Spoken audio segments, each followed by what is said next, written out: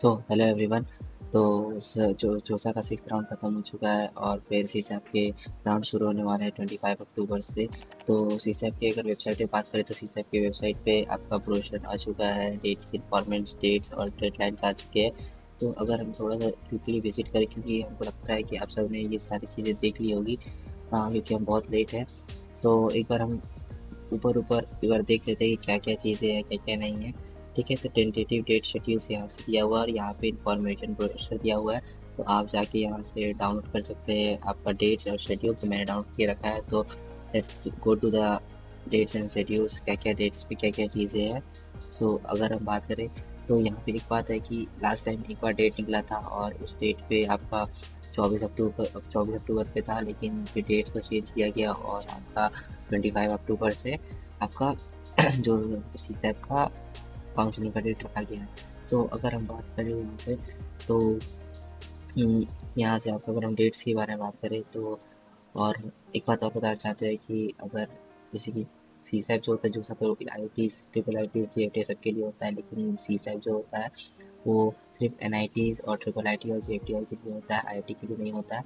और यहाँ पे क्या होता है कि इसमें क्या होता है कि जितने भी सीट्स बच जाते हैं जो शामिल, या फिर कोई सीट वैकेंट है तो उसको फिल करने के लिए ये राउंड स्पॉट राउंड कंडक्ट किया जाता है। ठीक है, तो अगर हम बात करें यहाँ पे तो फर्स्ट, अगर यहाँ पे दिखा रहा है कि 25 अक्टूबर को आपका जोसा का जितने भी कॉलेजेस में सीट वैकेंट होगा उन उन कॉलेजेस में आपको दिखाया जाए कि हाँ, ये सीट में ये ऐसी ब्रांच पर सीट वैकेंट है, या ये इन सीट में इन जगह पे आपका आपका जैसे कि अलग अलग, लेकिन बेसिकली आपके इसमें जो सीट्स वैकेंट रहते हैं वो आपके नीचे के ब्रांचेस के रहते हैं, बहुत कम ही आपको सी एस सी के या फिर आई सी या फिर इलेक्ट्रिकल के ब्रांच के मिलेंगे। लेकिन आपको जो भी ब्रांच के सीट्स खाली होंगे वो आपको पता चल जाएगी कि कौन से ब्रांच में कौन सा सीट खाली है, तो वो आपको 25 तारीख को दिखाया जाएगा। ठीक है, उसके बाद फिर आपका रजिस्ट्रेशन और फिर पेमेंट फी और जितना भी इनरोलमेंट है वो 26 तारीख से शुरू होने वाला है। ठीक है, उसके बाद फिर आपका इन हो जाएगा 28 तारीख तक।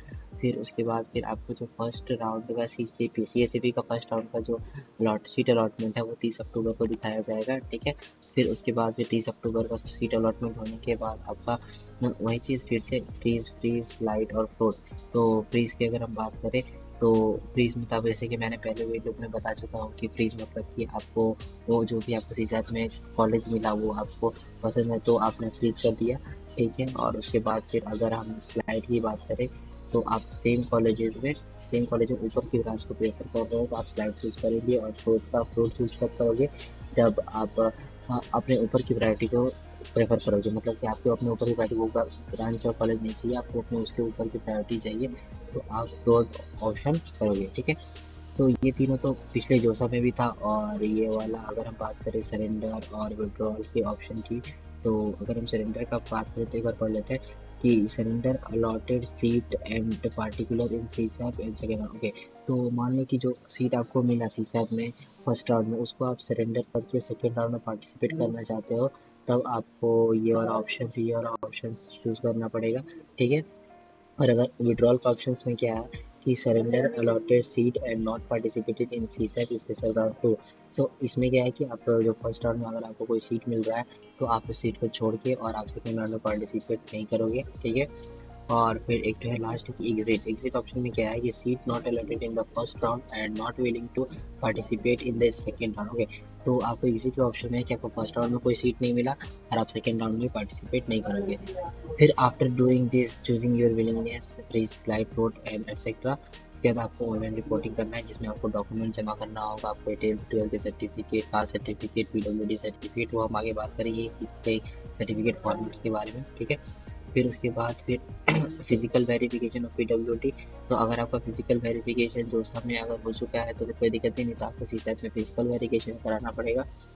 तो ये आपका खत्म हो जाएगा। फिर सेकेंड राउंड का अगर हम बात करें, सेकेंड राउंड सीसैप का, तो वो 3 नवंबर को शुरू होगा। ठीक है, उसके बाद 3 नवंबर से रूटीन राउंड को डिस्प्ले हो जाएगा, तो फिर उसमें भी फिर आपको सेम प्रोसेस करना है, ऑनलाइन रिपोर्टिंग, फिजिकल वेरिफिकेशन और फिर ये खत्म। ठीक है, तो अगर हम बात करें आगे की तो कुछ कुछ ये चीज़ें दी गई है, उसको हम डिस्कस कर लेते हैं। जैसे कि इम्पोर्टेंट डेट्स, पीडब्ल्यूडी के लिए क्या ज़रूरी है, आपका सर्टिफिकेट्स का फॉर्मेट क्या क्या है, कौन कौन से कैंडिडेट एलिजिबल है सीसैप के लिए, तो वो हम बात करते हैं। तो यहाँ पे एक चीज़ लिखा गया, यहाँ पे और पीडब्ल्यूडी कैंडिडेट्स के लिए जस्ट सेकेंड, हाँ, तो पीडब्ल्यूडी कैंडिडेट्स के लिए लिखा गया है कि those PWD candidates who certificates have not physically verified in JoSAA round, ठीक है, are required to physically verified in PWD.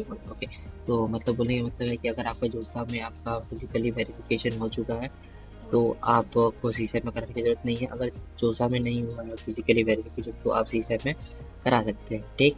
तो इसमें अगर उसके अकॉर्डिंग आप प्रोसीड्यूर पढ़ लें कि क्या क्या चीज़ें आपको ज़रूरत है, किन किन डेट में क्या करना है, ठीक है। फिर उसके बाद फिर अगर हम बात करें तो यहाँ पे लेट्स सी क्या दिया हुआ आगे, ठीक है। सो यहाँ पे the most important one is the eligibility criteria for the CSAT 2022 session. Okay, तो कौन कौन से स्टूडेंट एलिजिबल है ये सीसैट में पार्टिसिपेट करने के लिए, तो उसकी अगर हम बात करें तो यहाँ पे टाइप दिया गया है, तो एक करके हम टाइप डिफाइन करते हैं कि कौन कौन से कैंडिडेट अवेलेबल होते हैं। तो चलो let's see the type 1 type, इसमें क्या है कि कैंडिडेट क्या लिखा है, candidate who did not register for JoSAA, okay, round but eligible for the eligibility criteria. It means that कि जो कैंडिडेट जोसा में आप पार्टिसिपेट नहीं किए थे वो कैंडिडेट एलिजिबल है सीसैट में पार्टिसिपेट करने के लिए, ठीक है। सेकेंड टाइप का क्या है, candidate who can participate in जोसा have not been allotted in seat, भी पार्टिसिपेट करता है, मतलब कि किसी कैंडिडेट ने जोसा में पार्टिसिपेट किया और कोई सीट अलॉट नहीं हुआ, वो ही कैंडिडेट पार्टिसिपेट कर सकते हैं। तो तीसरा टाइप का स्टूडेंट अगर हम बात करें तो candidate who can participate in JoSAA has been allotted a seat but cancelled due to non payment of the seat acceptance fee. So अगर कोई कैंडिडेट है जिसने पार्टिसिपेट किया और उसको सीट भी मिल गया लेकिन उसका सीट कैंसिल हो गया, क्यों? क्योंकि उन्होंने उसने पेमेंट नहीं किया, सीट एक्सेप्टेंस फी भरा नहीं, तो इस केस में भी वो उसका सीट वो भी सीसैट में भर सकता है, ठीक है। फिर फोर्थ टाइप का अगर कैंडिडेट का बात करें तो the candidate can exercise to exit the options during the JoSAA concept, ठीक है। जो जोसा में एग्जिट कर दिया था सीट, कुछ सीट नहीं चाहिए था, वो भी कैंडिडेट सीसैट में पार्टिसिपेट कर सकता है।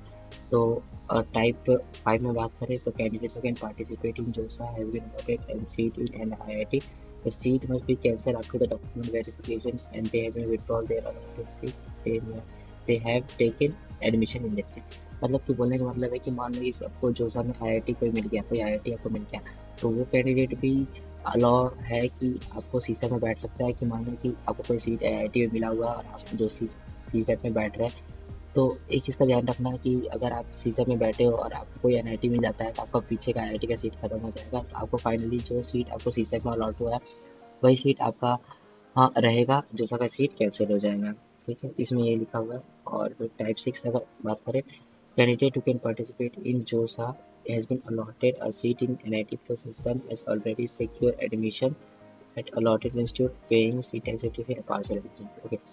तो वो भी कैंडिडेट पार्टिसिपेट कर सकते हैं जिसको जोसा में कोई सीट मिला, उसने पार्शियल एडमिशन फ़ी जमा कर दिया है, सीट एक्सेप्टेंस फ़ी जमा कर दिया है, और फिर और वो पार्टिसिपेट कर सकता है सीसैट में, तो वो पार्टिसिपेट कर सकता है। बेसिकली अगर बोला जाए मोर और लेस तो सारे टाइप के स्टूडेंट पार्टिसिपेट कर सकते हैं जोसा में, मतलब सीसैट में। हाँ, तो सारे क्राइटेरिया फुलफिल हो रहे हैं, जैसे कि अगर मान लो 7th वाला में क्या लिखा है, कैंडिडेट पार्टिसिपेट इन जोसा have been allotted a seat in NIT plus system letter they withdrawal from the electricity, okay. तो अगर विड्रॉल भी कर लिया है अगर सीट से तो भी आप पार्टिसिपेट कर सकते हैं। एक टाइप में क्या है कि have been allotted a NIT plus system but late their seat has been cancelled after the document verification and have not been allotted any seat in subsequent JOSA round, okay। तो मान लो कि किसी candidate को seat allot हुआ और उसने अपना जो डॉक्यूमेंट को वेरीफाई कराया और डॉक्यूमेंट शायद ऑथेंटिक नहीं निकला तो उसका सीट कैंसिल कर दिया गया, तो वो भी स्टूडेंट पार्टिसिपेट कर सकता है जो सीसैट में, ठीक है। और the last one is candidate who can participate in JOSA have been allowed to the medical system and have paid seat acceptance fee successfully completely but document verification but the seat is cancelled due to non-payment of the partial admission fee। तो इस criteria में क्या है कि अगर आप को seat कोई मिला, आपने सीट एक्सेप्टेंस फी पे कर दिया, अपने डॉक्यूमेंट वेरीफाई कर दिया, लेकिन आपने पार्शियल एडमिशन फी नहीं पेमेंट किया जिससे कारण आपका सीट कैंसिल हो गया दूसरा में, उस टाइप के भी स्टूडेंट आपको पार्टिसिपेट कर सकते हैं, ठीक है। तो मतलब मोर और लेस अगर बात किया जाए तो सारे टाइप के स्टूडेंट पार्टिसिपेट कर सकते हैं सीसैट में, कोई रिस्ट्रिक्शन नहीं है, सब कोई पार्टिसिपेट कर सकता है। लेकिन यहाँ पे एक इंपॉर्टेंट नोट लिखा गया है, उसको बहुत ज़्यादा ध्यान से पढ़ने की जरूरत है।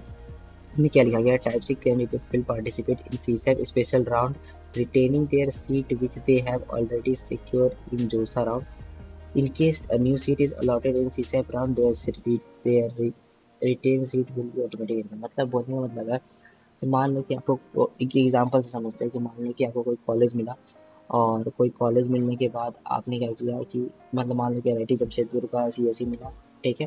तो आपको सी जोसा में आपको NIT जमशेदपुर का CSE मिला, तो आप अगर हम बात करें कि आप सीसा पे पार्टिसिपेट कर रहे हैं, तो आपको अब जो जो जो क्राइटेरिया, जो कॉलेज आपको मतलब जोसा में मिल चुका है, उस कॉलेज के ऊपर वाले कॉलेजेस, मतलब ऊपर हायर हायर प्रायोरिटी वाले कॉलेज को आप फिल करें सीसा में, क्योंकि होगा क्या कि अगर आपने सीसा में अपने से जो कॉलेज आपको जोसा मिला उससे नीचे रैंक वाले कॉलेजेस को आप फिल कर दोगे, और अगर आपको सीसेट में मिल जाता है तो आपका पुराना वाला जो कॉलेज है वो आपको चला जाएगा, और जो कॉलेज आपको सीसेट में मिला है वही कॉलेज आपका फाइनली हो जाएगा। तो आपको जो कॉलेज का प्रायोरिटी ऑर्डर सेट करना है वो आपको जो जोसा में मिल चुका है उससे ऊपर के प्रायोरिटी ऑर्डर वाले कॉलेजेस और ब्रांच को सीसेट में भरे, उससे नीचे वाले भरोगे, अगर मिल गया तो फिर आपका पुराना वाला सीट कैंसिल हो जाएगा। तो इसीलिए वही चीज़ यहाँ पे लिखा है कि आपका जो पुराना वाला सीट है वो कैंसिल हो जाएगा अगर आपको सीसेट में कोई भी नया सीट मिलता है तो अगर इस बात का ध्यान दें कि आपको सही प्रायोरिटी ऑर्डर पे चॉइस फिलिंग करनी है, ठीक है। फिर उसके बाद अगर हम बात करें तो सीसा स्पेशल हम काउंसलिंग प्रोसीड्यूर दिया तो सब ठीक है, ऑनलाइन रजिस्ट्रेशन करना है, ठीक है। पेमेंट करना है, पेमेंट के बारे में बात करेंगे अभी। फिर चॉइस फिलिंग, ठीक है, चॉइस फिलिंग पता है। इस बार फिर ये सीसा में फिर से एक नया चॉइस फिलिंग होता है, जैसे कि आपने जो सब किया था तो सेम नहीं होगा, आपको नया से फिर से चॉइस फिलिंग करना पड़ेगा। उसके बाद फिर सेम प्रोसीड्यूर है, सीट अलॉटमेंट और विलिंगनेस चॉइस करना है, फ्रीज फ्लोट स्लाइड का ऑप्शन होता है, और फिर उसके दो मोर ऑप्शन है जैसे मैंने बताया, ठीक है। इसका डॉक्यूमेंट अपलोड करना है, 10th 12th का मार्कशीट, और फिर अलग और आपका कास्ट सर्टिफिकेट है, और उसके बारे में बात करते हैं, ठीक है, बात करेंगे। तो पेमेंट, ठीक है, तो इसमें आपको ये सब प्रोसीड्यूर करना है, ठीक है। तो चलो, अगर हम पेमेंट की बात करें, तो पहले तो यहाँ पे अगर बात करते हैं तो यहाँ पे स्पेशल राउंड प्रोसेस का 3,000 रुपये लग रहा है, जैसे कि आप लिखा हुआ है कि अगर सीसेट में आप पार्टिसिपेट कर रहे हो तो आपको 3,000 फी लगेगा, ठीक है। वो आपका सीसेट जो कंडक्ट करा रही है उसके लिए है, ठीक है। और अगर मान लो कि किसी कैंडिडेट को आपको जोसा में कोई सीट नहीं मिला, ठीक है। तो जोसा में सीट नहीं मिला और वो डायरेक्ट सीसेट में पार्टिसिपेट कर रहा है, तो उसको 35,000 जनरल EWS और OBC को भरना पड़ेगा, जिसमें से 3,000 आपका सीसेट का चार्जेस है, और 35,000 पार्शियल एडमिशन फी का है, ठीक है। और वही सेम चीज़ आपको 18,000 पे करना पड़ेगा SC ST और PWD कैंडिडेट्स पर, जिसमें 3,000 आपका स्पेशल राउंड मतलब कि सीसेट का चार्जेस है, और 15,000 आपका पार्शियल एडमिशन फी है, ठीक है। तो ये आपका हो गया पेमेंट के डिटेल्स।